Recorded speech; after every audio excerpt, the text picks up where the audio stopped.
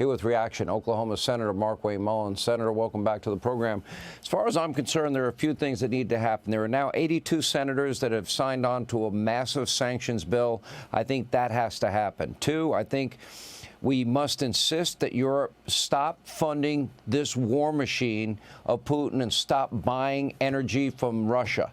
Number three, I think they need to take off the handcuffs off Zelensky and let him unleash hell inside of Russia, funded not by the U.S., but by Europe. Your thoughts? Sean, you're absolutely correct. The president has been very patient with Putin.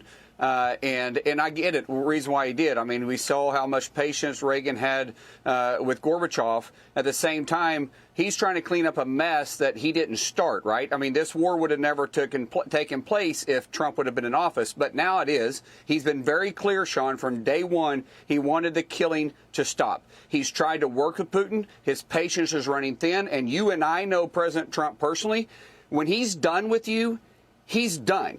And if Putin continues to push this envelope the way that he is, he's going to give Zelensky the tools he needs to fight back on the full scale and full support of the United States. But Europe needs to take a lead. This isn't our fight. This isn't in our backyard. This is Europe's backyard. However, President Trump has made it very clear, Sean, that he wants the killing to stop. And he was very clear in his statement a while ago. Now, talking about the sanctions, Russia right now is selling petroleum products, refined gasoline, and crude oil to China at a 70% rate, meaning 30% off of what the actual going rate is. They're using what we call these ghost fleets to avoid sanctions, to avoid detection, but we know they're going there.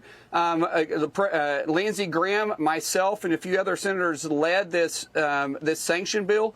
We have been holding off because President Trump wanted time to negotiate with Russia. Because the negotiations are breaking down, I can see as soon as we're ready to move this bill forward, we'll be able to pass this in the Senate, we'll be able to pass it on the House, and then President Trump will sign it. The sanctions will cripple Russia's economy. You'll see the ruble crash. You'll see the way they've been able to benefit from it. This won't go. Yes. All right, European countries are making Putin rich. They're funding his war machine. They're allowing this all to continue. And many of these countries have not and continue to not pay their fair share for NATO defense. And what is the reason for NATO in the first place? Isn't the number one priority and fear about Russian expansionism and their territorial ambition?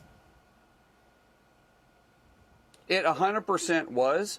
President Trump has made that very clear, too. The worst thing that's taken place in Russia and Ukraine is the war. The best thing that's taken place in Europe is the war because all the other countries are waking up, but they're nowhere close to their gross productive output that they should be right now paying comparable to what their defense is, according to the UN agreements that they signed. President Trump has put a lot of pressure on them, and this is why I said that Russia and Ukraine isn't in our backyard. It's in Europe's backyard. They're the ones that need to take the fight, but the United States can back that fight up. If we're going to get Russia's attention, if we're going to get Putin's attention, they've got to know that their backyard is against them, and they've got to push back. A lot of people are wanting the United States to lead in this. Why? Because we finally have a strong leader in President Trump. But President Trump has made it clear, too, this isn't our fight. This is their fight. All right. Well, how are we going to stop if they want the massive discount on energy that they're getting from Russia, and they're bypassing the sanctions? I think you call them ghost ships, and they're dropping off all this energy into Europe and Western European countries. I mean, it's sort of like the best story. One of the best stories Trump will tell is the story when he gave Angela Merkel, then Chancellor of Germany, the white flag of surrender. And she said, "What's this for?" Well, that's because you surrendered to Russia by signing a multi-billion-dollar deal to get your energy and the lifeblood of your economy from Vladimir Putin.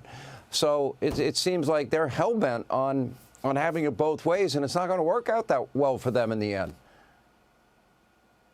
Well, Sean, part of the tariffs that the renegotiations that we're working on, it will absolutely stop this. The two countries that are benefiting the most from cheap Russian oil is India and China.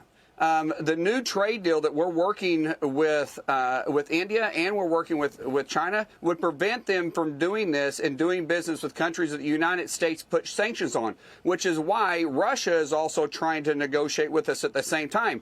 But they're playing with fire, and Trump has made that very clear. If we can finalize this deal with India, and if we can finalize the deal with China, then the tariffs that we have put on them will actually be able to be ratcheted back up if we see them buying this cheap oil again and these cheap petroleum products from Russia. And it's the only way it's going to work. But Trump is working all angles on this. This is why Trump makes the art of the deal, right? He's able to back people in corners, because when he's ready and the iron's right, he's able to strike. All right, Senator, we appreciate your time. Thank you for being with us.